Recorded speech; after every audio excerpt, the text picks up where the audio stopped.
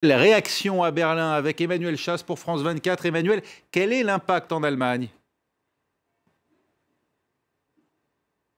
Écoutez, vous avez entendu Mark Esper faire état des 11 900 soldats américains qui vont quitter l'Allemagne. C'est un tiers des troupes actuellement déployées en Allemagne. Alors 5 600 de ces soldats seront redéployés dans d'autres pays de l'OTAN. Environ 6 400 rentreront aux États-Unis mais auront la possibilité d'effectuer des missions en Europe. On l'a entendu, les possibles redéploiements, ce sera vers la Pologne, les États baltes ou encore vers le sud-est de l'Europe, près de la mer Noire, si des accords sont trouvés avec ces pays. Et puis le général Todd Walters, le commandant des forces des États-Unis, le commandant en chef des forces des États-Unis en Europe, a annoncé que le COM justement sera déplacé de Stuttgart à Mons en Belgique. Je rappelle que Todd Walters est aussi le commandant en chef des alliés pour l'Europe à l'OTAN. Donc beaucoup de mouvements en Allemagne qui impactera principalement le sud de l'Allemagne, le Bade-Württemberg, la Bavière et également l'ouest de l'Allemagne, la Rhénanie du Nord-Palatinat. Ce n'est pas la première fois qu'on voit à l'œuvre de telles tensions entre l'Allemagne et les États-Unis.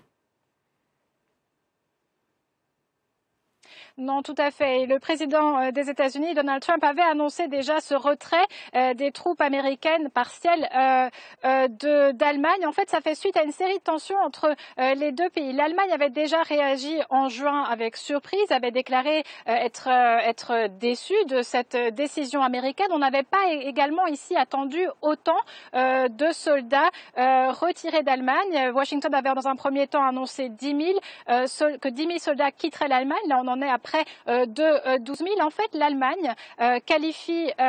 Donald Trump qualifie l'Allemagne de pays délinquant. Il reproche à l'Allemagne de ne pas consacrer assez de son produit intérieur brut à la défense. Je rappelle que l'OTAN préconise que chaque pays membre doit consacrer 2% de son produit intérieur brut en matière de défense. Au budget de défense, l'Allemagne, pour l'instant, a un budget de 1,2% consacré à la défense.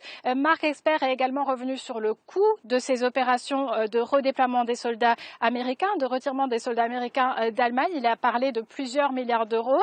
Il a également indiqué que ces opérations pourraient débuter dans les prochaines semaines, mais de tels mouvements de troupes prendront sans doute des années avant d'être accomplis. Merci Emmanuel Chasse en direct de Berlin.